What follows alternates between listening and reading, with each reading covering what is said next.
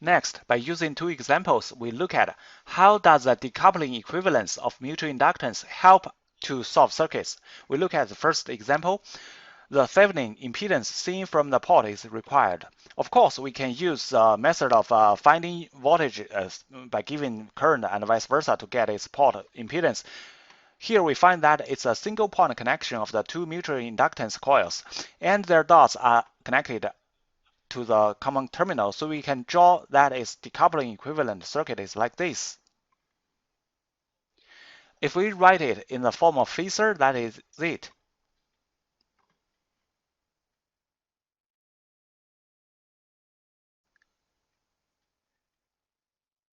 Seen from the port, we know that the two branches connected in parallel and then connected the branch in serial.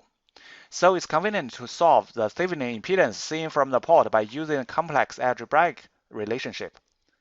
We look at the second example now. Similarly, we solve the equivalent impedance seen from the port.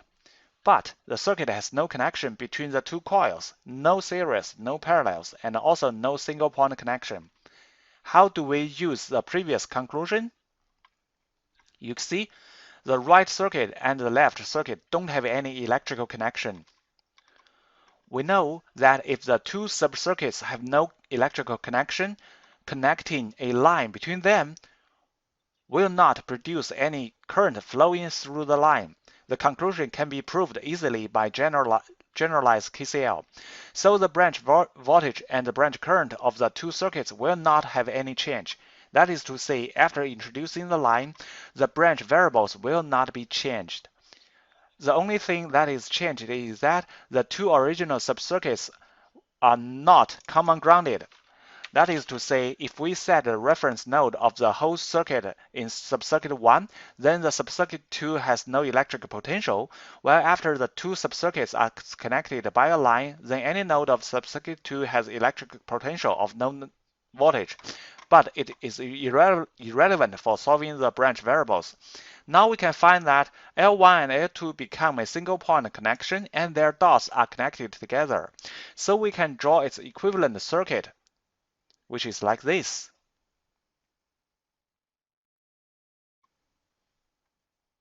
If it is expressed by the form of phasor, that is,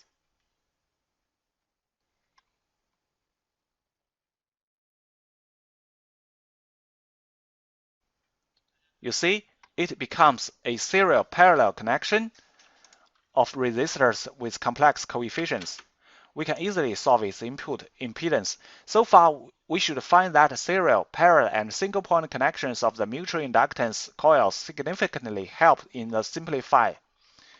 But it should be noted that decoupling equivalence is not omnipotent. That is to say, if the two coils don't have any public terminal but have electrical connection between the two coils, then we cannot use decoupling equivalence. For example, for such a circuit, we must use the definition of the dot convention to write equations of the circuit accurately and completely so as to solve it. Well, that's the end of this lecture.